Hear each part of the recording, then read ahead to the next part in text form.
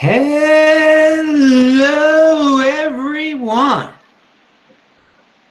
This is Adam Meister, the Bitcoin Meister, the Disrupt Meister. Welcome to This Week in Bitcoin. Today is August the 3rd, 2018. Strong hand, deferral of gratification, unconfiscatable.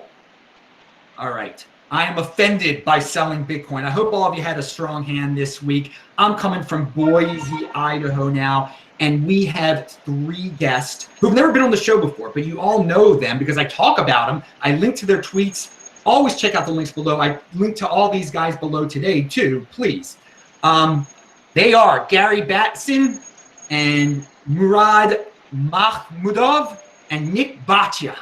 And you're going to hear from them in 1 second, but I want to first read a tweet because these dudes are experts in a lot of different things. But first we gotta hit on the current events right now. And here's a tweet from FinTech Frank. He says, a year ago, executives at the major stock exchanges would describe crypto as a fad, dangerous, and nothing they were taking seriously. Today, ICE, which is the Intercontinental Exchange, which is, I guess, owns New York Stock Exchange, announced a project with Microsoft and Starbucks to create a digital asset ecosystem. Oh, sounds like a buzzword. The tune change has been massive, and they're calling it Bakkt. Now, a lot of people are saying this is huge news. Obviously, it involves some traditional institutions and that we're all familiar with. We'll start with Murad. What do you think about all this? Is this an important, earth-shattering thing, like some people are saying? Well, even though the whole thing does seem kind of mercenary versus sort of the more missionary ethos of cryptocurrencies and sort of decentralized systems in general, I think like in the long run, like this is like generally bullish for Bitcoin. And like the Starbucks integration with their 15 million user mobile pay community, in theory, like this can have similar implications of an ETF. And together in conjunction with the NYSE serving essentially as like a warehouse or a custodian, it should get like a very big distribution effect in the long run as well. And also it would maintain much greater divisibility versus some of the like recently proposed ETFs, which have like much bigger minimums for investment. And it's also like physically settled versus cash. I generally think like these things are pretty bullish. That being said, despite how, in my view, relatively bullish these announcements are, the fact that market essentially barely moved upwards on this news confirms my bearishness in the short term. And like, don't get me wrong, like you will not find a more intense long-term Bitcoin bull, but I think in the short term, we might see some lower levels in the next couple of weeks and months. See, when I see an announcement like this, I mean, obviously it's got some big names in it, but then to me, it almost seems like one big buzzword when they start shouting about digital asset ecosystem. What do they even mean by digital asset ecosystem, do you think? Murad. I guess it seems like it's a very ambitious project and they want to do a little bit of everything. But as I've said in general, I think these kinds of traditional financial institutions getting involved is very, very bullish for ecosystem as a whole. And just like the tweet said, as early as a year ago or 2 years ago, they were laughing at cryptocurrencies and Bitcoin, but now they're essentially like diving head first. And so I think we will see more and more institutions, exchanges, financial intermediaries slowly dip their toes into crypto more and more. And this will facilitate sort of my longer ongoing thesis. I think like Bitcoin will become a store of value for millennials, A. And 2, I think in the coming years, high net worth and ultra high net worth individuals will be putting from anywhere from 0.2 to 5% of their net worth into baskets of blue chip cryptocurrencies. And I think man, like these kinds of announcements are facilitating this. I love to hear that. And we are going to be talking about your evolution of Bitcoin, the financial evolution of Bitcoin, a little later on. You've just given everybody a preview, but everybody should already be familiar with it because I had linked to his chart in the links below in past videos. Pound that like button if you like me connecting all this stuff together. Okay, now we got Gary here. What do you think about this announcement? You are from a traditional finance background. Is this bigger than the ETF, or I mean, how do you interpret all this? Well, from a trading perspective, I think it's a pretty big deal. Like right now, the technology behind all these exchanges is kind of a joke from like a professional trading standpoint. So having somebody with like a strong tech infrastructure like ICE come in and provide a platform is gonna bring a lot of liquidity to the table. I also think like one of the problems with the ETF is they're concerned about lack of surveillance, lack of a regulated spot exchange. This will basically solve that. So to the extent that an ETF gets approved, I bet it would only come after something like this actually gets off the ground. Well, nice tying in the ETF. I like that. Nick, what do you think about all this? I think that any large institution that's coming in with any sort of custodial angle is a big deal and important for the ecosystem to evolve. So I wouldn't put too much weight on any one announcement. It's more the fact that you have NYSE involved, ICE, CME and CBOE are both involved now. Northern Trust just announced that they're going to be offering custodian type services. We're not exactly sure what they're announcing. Citigroup recently announced that they're going to get involved. They used the word crypto, but the details were pretty thin there. You have Goldman Sachs starting a trading desk, so they're going to be involved in the trafficking. I don't know about the custodianship as much, but they're going to be involved in the trafficking. So you see institution after institution announce their involvement. To what degree are they going to be involved? To what degree are they going to be using real Bitcoin versus futures or other financial instrument derivatives? Some of the ETFs are going to be using physical Bitcoin where they're going to store it in a trust, and others are going to be using futures contracts only. So we don't know to what degree all these institutions are going to touch real Bitcoin, but the bottom line is that the adoption is happening one step at a time. Well, you guys have made me a little bit more happier about this announcement. I was thinking it was more of just a buzzword, clickbaity type of thing, and there's some substance behind this. This could, I guess the markets. I think you said that Murad said that the markets weren't reacting to this. The markets are made up of a lot of like 19-year-old kids though, that just want to like trade Litecoin and Bitcoin and Ethereum back and forth. So I think it just shows that they're just not paying much attention. Who knows? Okay, let's move on to your everybody's breadbasket here. What everybody likes to talk about, because each of these guys have, I like certain things they've tweeted about, and one thing that Gary, you said at one point, because you again come from a background where you've dealt with a lot of traditional assets. Bitcoin's biggest selling point to institutions: Bitcoin returns are not very correlated with other asset classes, and I like that a lot. If you could elaborate on that, if you want to talk a little bit more about that. Also, going back to the ETF, if you have any thoughts on the progress of that and what your friends in the traditional markets and finance are thinking about that. So I guess two different things there. Sure. Yeah, I mean, most of my time has been spent on trading, but I know a bit about like what asset allocators look at. And this kind of reminds me of when commodities kind of became a thing and came into their own as an asset class, and everyone was kind of talking about their diversification properties. Like, why buy silver? Well, it moves differently than all the other stuff in our portfolio. And so that makes the Sharp go up sometimes. So it's the same with Bitcoin. And I think it's also, people call it perhaps like a gold replacement. And it's interesting because so far it's been behaving pretty differently from gold. Like gold seems to be kind of like a risk on, risk off hedge. So like when people are kind of panicking, a lot of money can go into gold and treasuries.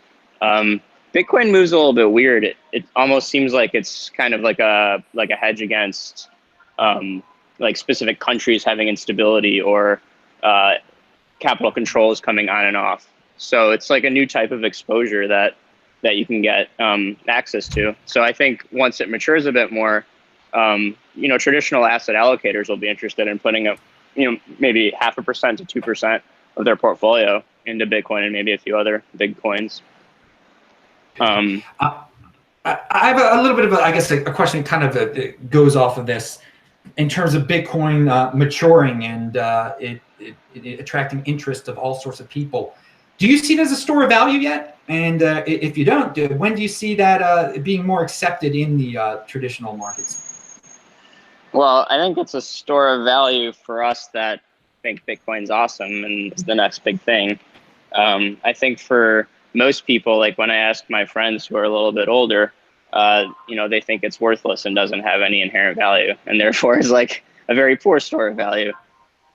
So I think a lot of that just comes with time. So give it another 5 or 10 years, have it be on regulated exchanges, have significant liquidity and volume on those exchanges, and then it, you know, eventually it becomes obvious that it's not going to go to zero and it's not worthless, and yeah, over time it becomes seen as a store of value. Okay, we're gonna get to Murad in a second, because he's gonna have a lot to say about the progress of the financial maturity of Bitcoin. But I want to go to Nik first here. What do you feel about the store of value aspect of Bitcoin at this point in time? And also, any thoughts on it being an uncorrelated asset? Sure. So I'll start with the correlation first. Now, I think that we can measure correlation on different time horizons. So we can look at you know, an annual basis, what did a few assets return versus each other. We can look at daily returns. So I do think that Bitcoin is not very correlated to other asset classes on longer term time horizons. But I do stare at intraday price action of different markets on a daily basis. And the one thing I see with Bitcoin is that it does not tick with the other markets. So you can see on any given day, certain currencies, US treasuries, stock markets, and oil, for example, all trade tick for tick together in one direction. Now, that doesn't always happen all the time every day, but there are times, you know, quite often where these asset classes are actually trading on top of each other, because they're all controlled by, or they're dominated by, algorithmic programmable trading. And Bitcoin does not seem to move on a tick by tick basis with these other asset classes. That tells me that Bitcoin is an independent asset class. It's separate from the financial system, and the liquidity and the direction the market is moving is completely independent of all these other markets. So I really think that that is interesting about Bitcoin from, you know, the very short-term correlation perspective. Now, I do also agree that it is an uncorrelated asset because it, you know, Bitcoin has gone up so much, and you look at every other asset class and they don't have those type of boom and bust cycles as often as Bitcoin does. Bitcoin seems to, you know, skyrocket and then crash and skyrocket and crash, and other markets like stocks or bonds are not moving anywhere close to that kind of volatility. All right, very, very good. And the store of value aspect of Bitcoin. I know we're combining two different things here. Sure, store of value. I mean, I think store of value is you know, a relative, subjective type of thing. You know, to those of us who understand what Bitcoin is and value its digital scarce properties and its amazing protocol and improving protocol, yeah, it's going to be a store of value to those people because they have a longer term time horizon and they know what Bitcoin can become in the future. And to others that don't necessarily understand Bitcoin's properties, they're not going to see it as a store of value. So that, you know, it is subjective. Now, I'm leading up to Murad for this. I'm bringing up these things because, Murad, you wrote Monetary Evolution of Bitcoin. And on your chart, Bitcoin has, in its monetary evolution, it hasn't hit the store of value stage yet. And I hope I'm not misinterpreting anything. Can you give us a little insight into your monetary evolution of Bitcoin theory and how it pertains to store of value and everything else on that chart that you had? For sure. I would describe Bitcoin at this stage as a scarce digital collectible with a very promising chance of becoming a store of value. Or in other words, I think investing in Bitcoin today is making a bet that 3, 4, 5 years from now, it will be a store of value. So, and Vijay Boyapati, Safety Namus, Nik Szabo tangentially, and some others have written about this extensively. But essentially, there are many theories of cryptocurrency value accrual. Most of them I think are wrong.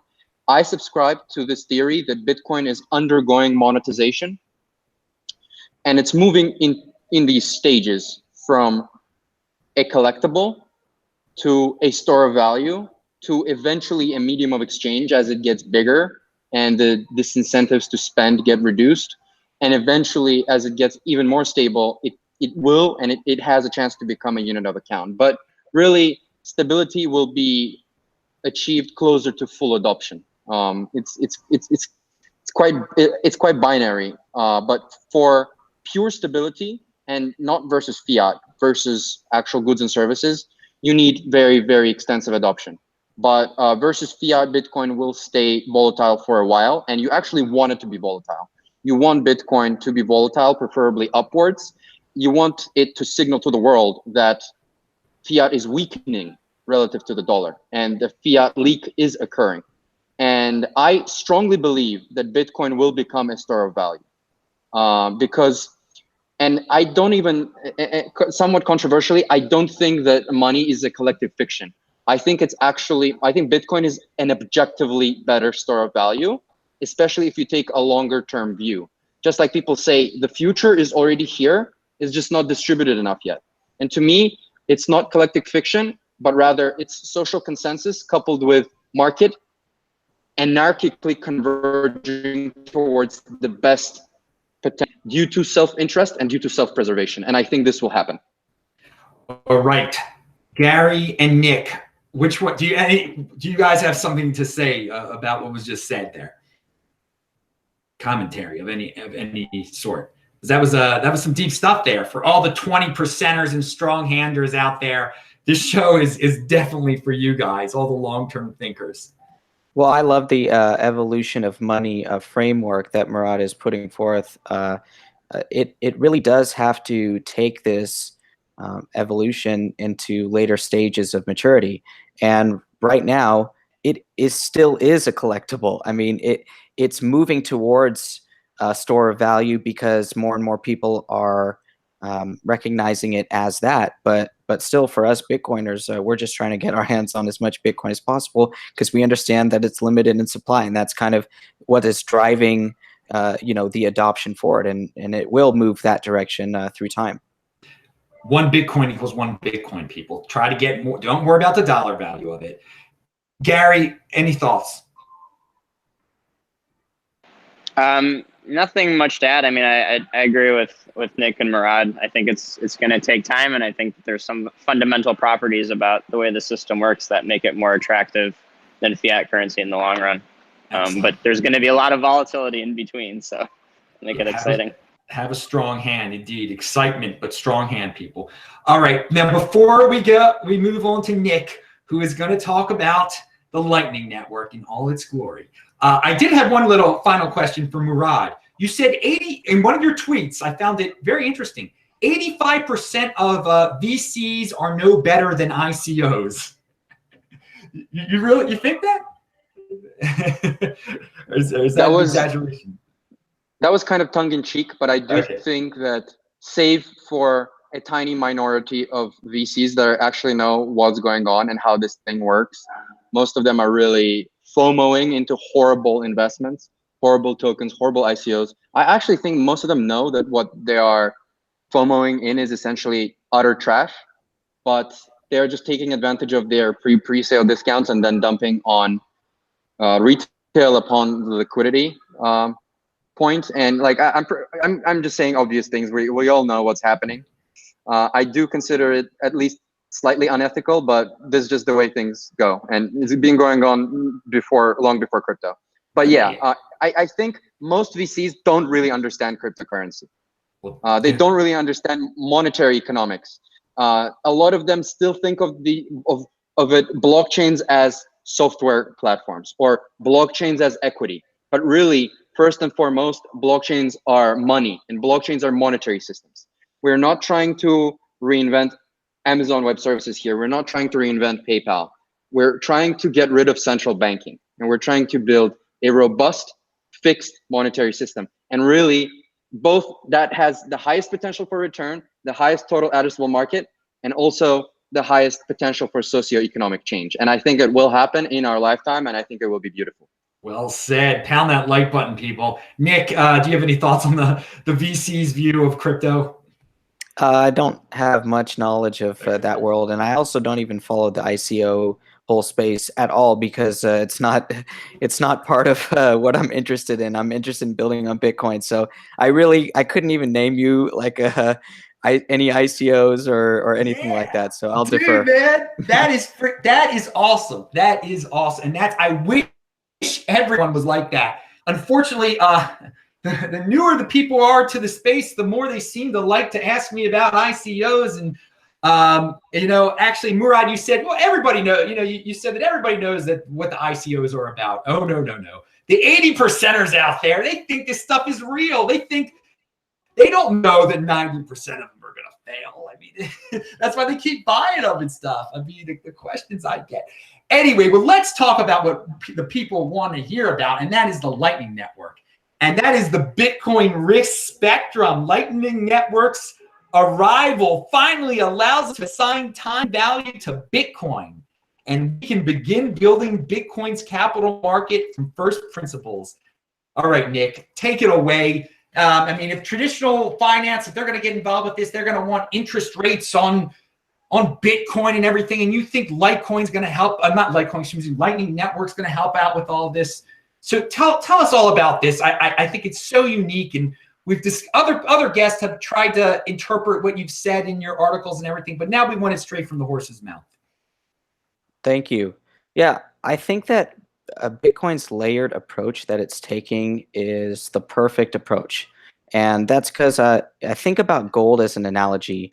Gold in its raw form is nuggets out of the ground, and the protocol is that it is an element on the periodic table. Now, that is what makes gold consensus. It's what atom it is on the periodic table. Trace Mayer talks a lot about it following chemical law. So, that's the foundation of Bitcoin. Now, when gold is turned into coins and bars, that's another layer of the protocol. And the protocol has a consensus around what the weights and measures should be. And then after that, you start to get into counterparty risk, and we're talking about gold certificates where banks and vaults can take deposit of gold and issue certificates, and those can act as money. But it's not real gold. It's another layer of gold. And Bitcoin is following this approach. And Lightning Network is the first example of a second layer that is going to have mass adoption, or it's having adoption as we speak. And it makes Bitcoin usable on a layer above the base chain. The base chain is meant to be slow and clunky for a reason. It's not intended to be fast confirming, because that's not part of the security of Bitcoin. Bitcoin is final settlement digital scarcity, and that takes time and proof of work, and that is slow, clunky, and expensive, as the criticisms of Bitcoin are. But they're not criticisms. I mean, they're not faults. They are features of the base layer. And Lightning Network is beautiful because it allows us to use Bitcoin instantly in this very unique payment channel type of way. And we don't have to use the base layer until we need to take final settlement. And part of Lightning Network now is being able to assess time value. So you can make fees from the Bitcoin that you stake to Lightning payment channels. These fees are income. The payment channels, the Bitcoin that you put in the payment channels is your capital, and it takes you time to earn those fees. These are the three components of interest, and we can start to calculate an interest rate. Now, if you don't want to call it an interest rate, that's fine. You can call it fees and not interest. I'm also okay with that. But the bottom line here is that we have principal, income, and time, and that is a framework for interest rates. And it just opens up the Pandora's box of the entire capital market. Wow, that is some beautiful stuff there. Hey, I want to, before we move on with this, James in the super chat, thank you very much. Clearly, Bitcoin is where the big boys play. We're talking about some big boys subjects right now. Gary, do you have any thoughts on what Nick just said? Any things to add on to that? I mean, not really. I totally agree. I think the decision to layer it has been well thought out and seems to be leading to good results. I know people have been criticizing Lightning for appearing decentralized, or rather centralized, but that doesn't seem to be the case when you dig into the details in terms of like channel capacity and how many channels actually are open for a lot of these nodes. So I think over time you're going to see it be just as decentralized, if not more so, than the base layer, with a lot of nice properties attached to it. Murad, how about you? I think the FUD around Lightning Network and Lightning Hubs being centralized is extremely overhyped. First of all, as the great Stop and Decrypt recently pointed out in his latest Medium piece, there really isn't going on right now. But even if there is mild centralization of hubs on second layer, I think it's completely fine. Just like Nik described, the idea is for the base layer to be hyper secure and hyper decentralized and slow. Now, as you move to higher and higher layers, you can start sort of toggling the trade-offs, and you can be faster, but a bit more centralized and a bit less secure. And that's completely fine, because like we're not going to be like putting our entire savings into Lightning payment channels, probably smaller amounts, especially for the time being. And also the Lightning hubs, from what it seems, are going, and like various Lightning service providers are going to be extremely competitive. And it will be relatively easy and possible to move from one hub to another. They will be competing based on reputation and trust. And I think that like if one of the major Lightning hubs, for example, abuses its centralization, people like that information will like quickly leak, and people will simply switch to other participants and other players. So I think that even if there is mild centralization on like layers above the base layer, I think that's completely fine and workable, perhaps even desirable.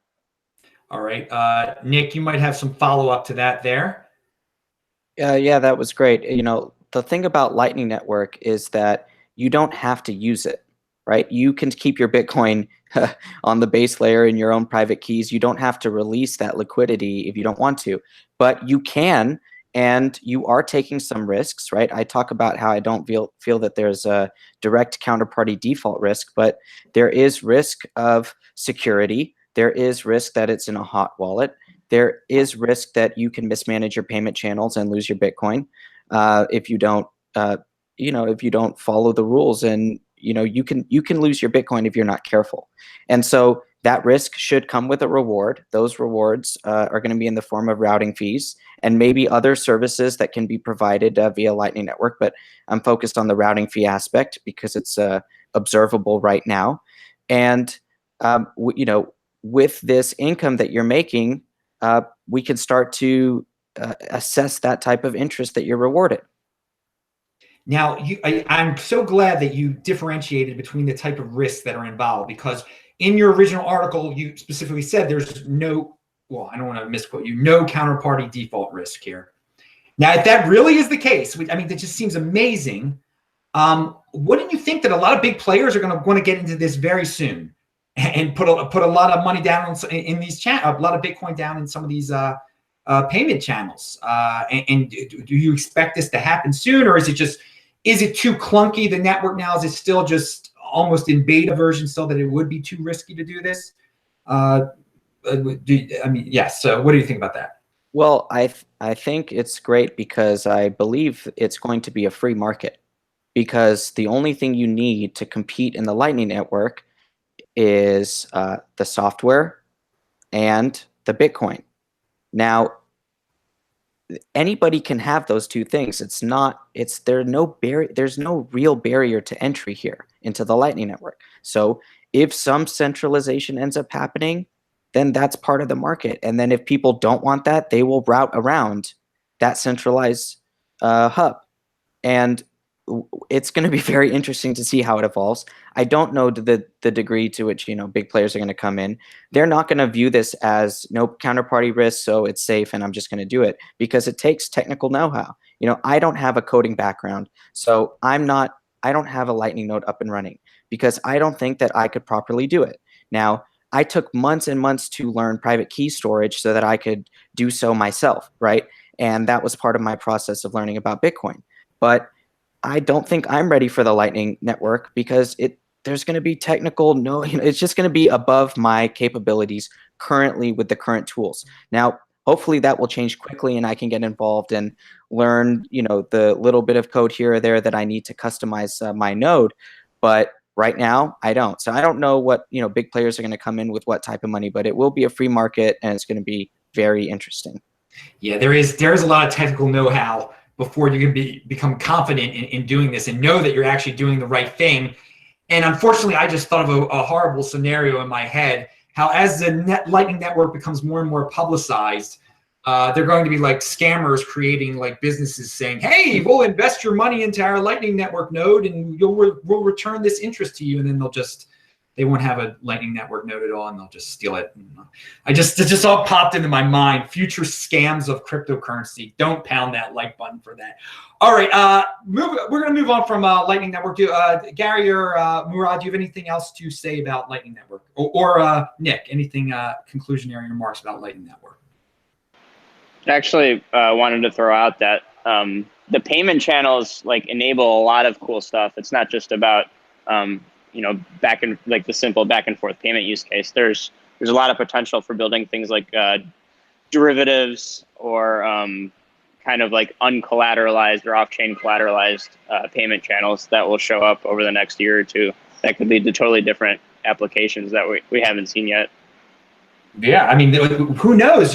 Back in the early days of the internet, you never would have predicted social media. No one could have said, "Well, they're going to create social media on top of this." We do not know what is going to be created on top of Lightning Network. I mean, that's some of the most exciting aspects of it. That in 10 years, we'll look back on this and be like, "Oh my God, they were so naive of what this was going to bring to the world." So I'm quite enthused about it, obviously, and I'm very happy to always have guests that know so much about it. And that interest aspect of it is, we hear about all the technical aspects of it, but Nick has brought it down to a very financial based. His articles have been very financial based concerning the Lightning Network, and more people are going to start talking about that. So Gary, I want to hear more about what you're doing out there, because again, you're unique. You got the trading, you know a lot about the traditional stuff. Just to tell us some stuff that's going on, I guess. It's a pretty broad question there. I'm giving you a open topic time here. Sure. Well, at the moment, I'm kind of surveying the landscape. So I'm interested in how the markets work, how derivatives are going to work, lending, stablecoins, insurance. I think ideally, if I see the right opportunity, I'd like to build a business. I think we're all kind of in agreement that Bitcoin is where it's at. That's where a lot of the value is going to accrue. So being able to build a business that's going to take advantage of that, kind of like a leveraged exposure to Bitcoin becoming, much wider adoption as a store of value is what I'm interested in. Different ways of trading it, hedging the risk, moving it around, etc. You mentioned stable coins. You think that's really going to become a thing? I mean, there's a lot of hype behind it, and I think a lot of it is almost buzzwords. I mean, you see a real place for them in the future, a successful stable coin. Well, I guess one caveat is I am advising a stablecoin project, so I'm probably a little bit biased. Okay. I think there will be a place for them. I think the question that everyone's asking is it going to be more than just a tether replacement? I think people want to know if if stablecoins are going to leap out of the crypto world and become maybe potentially a major entry point into crypto adoption worldwide. I think it's very possible. But obviously there's risks attached to it. Some of these stablecoin approaches appear to be pretty susceptible to collapse. So that's another thing that we're kind of worried about, is there's all these stablecoin projects coming out. Some of them might get big and then fail spectacularly. And that would be a very bad look for the crypto world. So kind of worried about enabling that. Yeah, it would be very. I mean, there's a centralization aspect of them too. Well, I don't know. Do you have any thoughts on that? Oh, yeah, I can speak quite extensively on stablecoins. Go ahead, take it away. I am an investor in a bunch of stablecoin projects, but to be completely honest, I think they are a temporary solution at best. I think for the time, in the short to medium term, if they work, they will be used as sort of like the medium of exchange of a decentralized world. But eventually, Bitcoin is superior to stablecoins because it's a better store of value. And eventually, Bitcoin will be used as a medium of exchange. Because if Bitcoin goes to like 10, 15 trillion or bigger, and people see that other people are valuing Bitcoin as something which is valuable, then they will demand it as payment for their goods, services, and labor. And so, like, for the time being, like something like a stable coin can be useful, especially in like countries which like have like hyperinflation or really high rates of inflation, while Bitcoin is still sort of undergoing this slow monetization. But like stable coins are quite difficult, like especially the non-collateralized ones. It's hard to be stable without a military and without a monopoly on money and without lenders of last resort and without like state decrees and legal tenders and debt extinguishing laws. Maintaining stability is going to be incredibly difficult. Now, I am generally optimistic, but still, like, Bitcoin is king because Bitcoin is fixed supply. And so fixed supply is the best monetary policy imaginable. It's sound money, which is the most important thing. And I think at the end, like once Bitcoin gets big, it becomes the stable coin. And once Bitcoin gets big, all stable coins will collapse. Yes, I see that world also. That world in the future. Another reason to get into Bitcoin now. But wait, Gary, you're going to probably have a reply to what he just said. And also talk about, Gary, you had some tweets about decentralized exchanges also. So I guess reply to Murad and then talk about decentralized exchanges. You had tweeted about that, I believe. Yeah, I'm inclined to agree with Murad, but I think that the short run can be very long. I mean, it could be 20 plus years before Bitcoin's at the point where it's, at the same level of stability as something like the US dollar. So I think it's very possible we get there, but yeah, it could definitely do a lot of good in the next 20 years with a stable coin. Right. The short run can be very long. I like that. It's very true. It's very true. But things do, you never know when things are going to change. Gary, your decentralized exchanges tweets that you had out there, do you have any knowledge about any interest in them? Yeah, especially given kind of my trading background, I'm interested in how the details of how these markets are functioning. And DEXs are pretty cool, right? Because you eliminate a lot of issues with centralized custodial risk and maybe some privacy. So I'm optimistic that they'll turn out to be functional and useful in the future. Although at the moment, that seems to be not really the case, unfortunately. Some of it is a technological problem that'll take a few years to solve. But a lot of it is kind of, I see it being like institutional and legal issues as well. Like, I think that the regulators need to find a way to deal with these kinds of structures without stifling innovation, but also like preventing some of the bigger problems that can occur with money laundering at scale. So, I mean, right now the problem is that the main liquidity providers and traditional exchanges, kind of like high frequency trading firms, like the one I own, they can't really participate on a DEX for some of these reasons. And until that gets solved, I think you're going to have a hard time getting much trading done on them.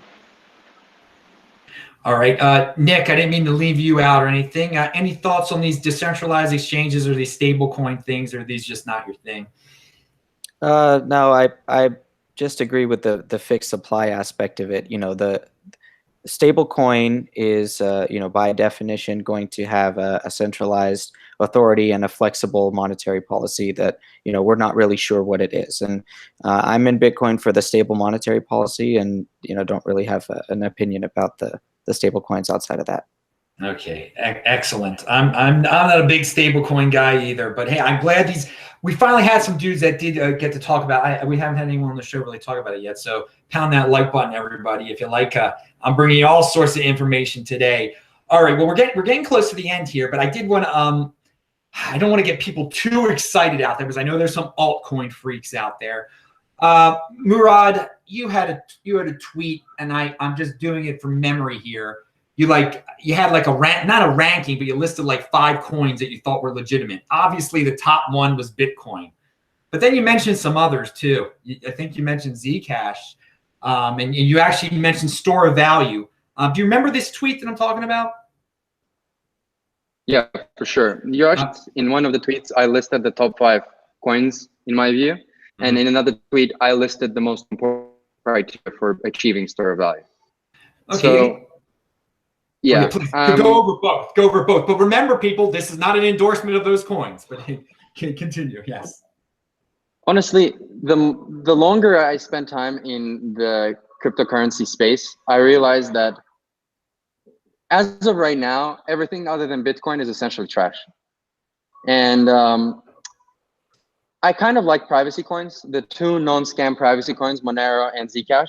I think if I were to choose among sort of the quote unquote premium altcoins, I would get some minor exposure to Monero and Zcash just because privacy is probably greater against Bitcoin. But I do think the privacy will continuously and slowly improve on Bitcoin as well. I included Ethereum and Decred in that top 5 list just to round it out to 5. But honestly, I'm pretty bearish on those. In terms of a store of value, I would say that the most important things are security, disinflationary monetary policy, and the credibility of monetary policy, and sort of the Lindy effect associated with those 3 things. At the end of the day, the purpose of money is it's to reduce anxiety about an uncertain future. And you want a protocol that is reliable, you want a protocol that is robust, and you want a protocol that makes you think that it's safe. And when I think about the cryptocurrency space, Bitcoin is clearly the best along those criteria. So I think it's much riskier to park millions of dollars of wealth in altcoins other than a speculative bet. If I had to go to coma for 3 years, obviously I would put money in Bitcoin first and foremost. So that. All right, guys. He said Decred, by the way. All the Decred freaks go crazy when anyone says that on this show. I'm just pointing that out. I'll see some dudes in the comments section. Hey, we've got a question from the audience from Vention MGTOW. Thank you for the $10 super chat, Vention. I don't know if any of you guys can answer this, but here's the question. How soon till we see decentralized labor apps like TaskRabbit that will allow a diesel mechanic like myself to pick up mechanic work anonymously and outside of the conventional financial system? Anyone have an answer to that question? That's a pretty targeted question there. How soon till we see a decentralized labor apps like TaskRabbit that will allow a diesel mechanic like myself to pick up mechanic work anonymously and outside of the conventional financial system? I think it depends on the jurisdiction, to be honest with you. So it's impossible to say when, but I think it also depends on the degree of labor law freedom and accessibility to technology. So I don't know when or where, but I think it will come down to different countries will adopt that type of thing at different speeds. All right, country-specific stuff there. Well, any other thoughts on that? Anyone out there for Vention? I know it's a very specific thing. Hey, man, time in terms of time, I'd say it's a little while away, just because people are working on so many. I mean, man, we still got to get user interface down with like Bitcoin. Okay, you're talking about something really specific there, decentralized labor apps, man. I mean, for the average dude, I don't know when those things are going to be available. I mean, let's get a Bitcoin user interface easier first. Let's get Lightning Network, the main second layer solution that everybody knows first. I mean, that was just a discussion I was having in Edmonton. I mean, there is so much work to be done. We're so early on in all this. I mean, it's like 1994 in internet terms still, and we just know how some guys like Vention know how complex this can get eventually. We're far off from there right now. All right, let's get to everybody's conclusionary thoughts here. We'll start with Gary. Was there anything left out? Anything you wanted to talk about? Any replies you wanted to say, or anything you want to promote? Talk about your what you're doing, your business. Again, his Twitter is linked to below. Take it away, Gary. The floor is yours. I think just in general, I want to share my enthusiasm with how the Bitcoin community is developing, and I am generally of the belief that Bitcoin is where it's at, and the amount of infrastructure being built on it. It's just early days, so it's really exciting to see it all come together. Yeah, I couldn't have said it better myself. All right, Murad, what do you? Again, thank you, Gary, for being on the show. Your first time on the show. It's awesome to have you on and meet you. Murad, you too. Your first time here. Great to have you. You guys are just bringing different perspectives on everything. Any conclusionary thoughts? Anything that was left out you wanted to say? I think if you want to accelerate the adoption of Bitcoin and make it go faster, I think you need to turn as many high net worth individuals and institutions into hodlers of last resort, or at least make them understand the investment theses and the fact that Bitcoin is objectively a higher quality and a stronger, harder, sounder money than what we have right now. You need to paint a picture that Bitcoin's victory is inevitable and have them start allocating even small pieces towards it. I like it. You know what? I want to go back to Gary on that real quick. Gary, as a trader, I mean, what do you think about hodlers of last resort? What's your take on that? Good for them. I mean, I think it's a good idea. I think just like, buying stocks, the correct move is to buy and hold, but people need to trade for all kinds of reasons. So functional markets are good for everybody. Yes. Strong hand, people. You know where I lay on that line, people. Trading, it's risky. 95% of the people lose. All right, let's go to Nick, the Lightning Network master in terms of finance, dude. What other things do you have to share? What other knowledge you want to drop on us before you guys go out to dinner and have fun in the West Coast or wherever everybody is today? Anything that was left out, anything you want to say, Nick? Thank you for being on today, by the way. It's great to finally meet you. And thank you for having me. Yeah, what I'm working on now is called the Lightning Network Reference Rate. It's an idea that I had where we can observe interest rates for individual Lightning nodes. If we can come together and decide on a consensus method on how to calculate these interest rates and publish it to each other, whether in a trustless or a trusted way, we can start to build a capital market on top of that. So the foundation of every capital market and every financial transaction has two components. It has time value and it has risk premium. And in Lightning Network, we can observe both of these things. And so we can just start to develop the tools to have Bitcoin denominated financial markets. And that's really exciting to me. I'm thrilled to be a part of the Bitcoin community and engaging with a lot of people. So thank you to everybody that's reached out, and look forward to continue writing and developing this idea in an open source, transparent way. Awesome. All of their links are below, their Twitter links, so you can follow them on Twitter, see all their awesome articles and tweets. Remember, and Murad just dropped off by accident there, 1 Bitcoin equals 1 Bitcoin, and to value your wealth in Bitcoin. Value your wealth in Bitcoin. I think that is the direction that Nik is taking us in, which is awesome. Okay, everybody, that's it for this week in Bitcoin. Pound that like button, of course. We do this show every Friday. The times vary. You know how it is. Just tune in every Friday. Every Saturday is the Beyond Bitcoin show. I don't know what time that'll be on tomorrow. And then every other day is the One Bitcoin show. I post a new show here every day. Check out the links section below, everybody. Get your Trezor or Ledger Nano, your T-shirts. And remember, I'm speaking here on Wednesday in Boise. Then Los Angeles, I'll be on the 11th and the 18th in Philadelphia. All of that is linked to below. Thanks a lot, everybody. Have a great night. Have a great time. Thank you, guests, again. Pound that like button. See everybody later. Bye-bye.